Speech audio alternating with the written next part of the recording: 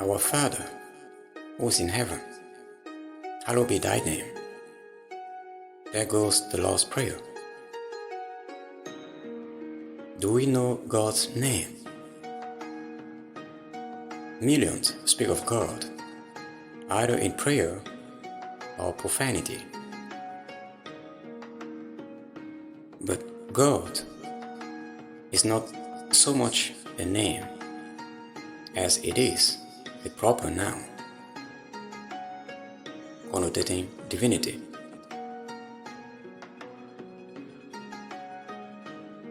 A dictionary definition is God, the maker and ruler of the universe,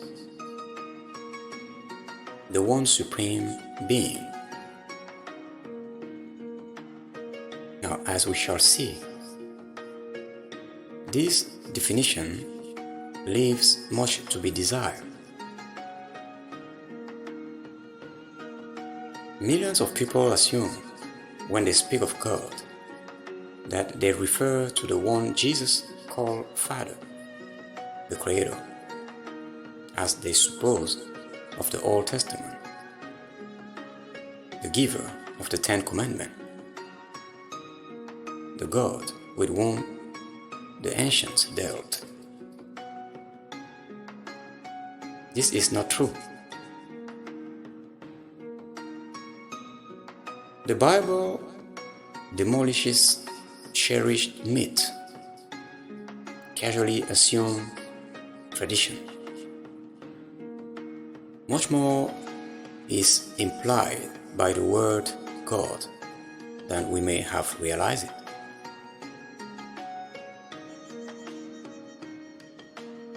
The first place in the Bible where we encounter the name God is in the first verse of Genesis, the first chapter, which goes by, "In the beginning, God created the heaven and the earth." That is the very first verse of Genesis. Now, the Hebrew word is Elohim, which occurs 2,700 times in the Bible. Its contextual connection is with the creation and illustrates its primary meaning, that of the divine family of beings who did the creating. So, Elohim is a plural word and connotes more than one personage. Notice that it says, "In the beginning was the Word," which means logo in Greek, or spokesman, and the Word was with God, and the Word was God. All things were made by Him, and without Him was not anything made that was made. In Him was life, and the life was the light of man. He was in the world, and the world was made by Him, and the world knew Him not. He came unto His own, and His own received Him not.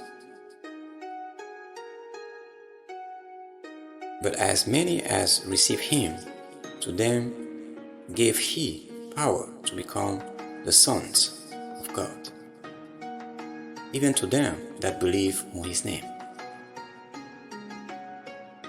And the Word was made flesh and dwelt among us, and we beheld His glory, the glory as of the only begotten of the Father, full of grace and truth. Now, that is what John 1 from verse 1 to 14 reveals.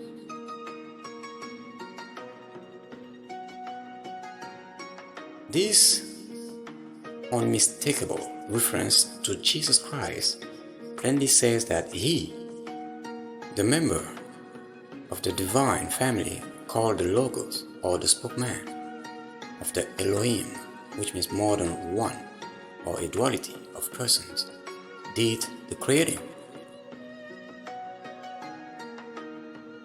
It also tells us something else, rather startling to familiar traditions and concepts, that when Jesus tells us to pray to our Father, He is not telling us to address the God of whom we generally read in the Old Testament scriptures.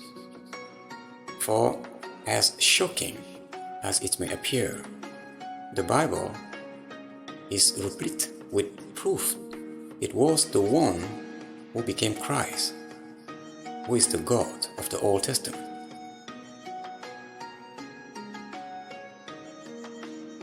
How? Now let's look into it. Notice further proof. God, who at sundry times and in diverse manners spoke in times unto the fathers by the prophet, had in these days, which means these last days, spoken unto us by His Son, whom He had appointed heir of all things, by whom He made the worlds,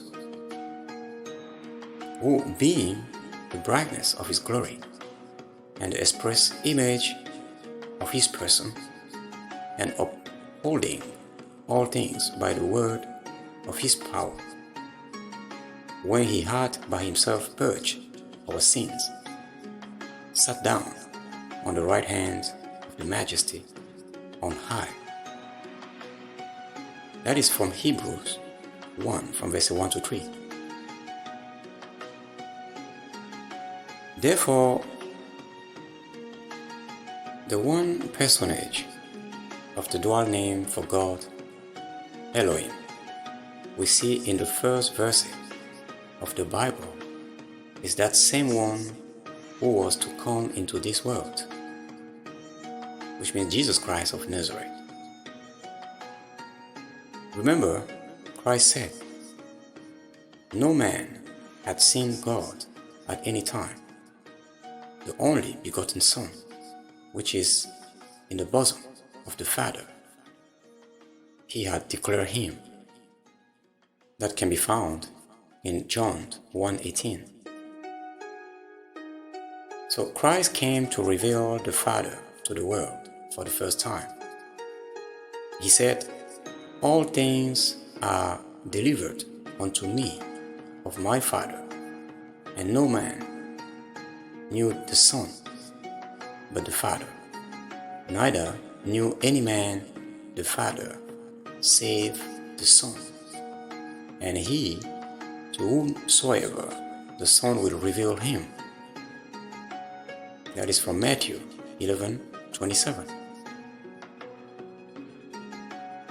The name Elohim connotes the Son as very God, as the living Word who did the creating. Notice, in whom we have redemption through His blood, even the forgiveness of sins,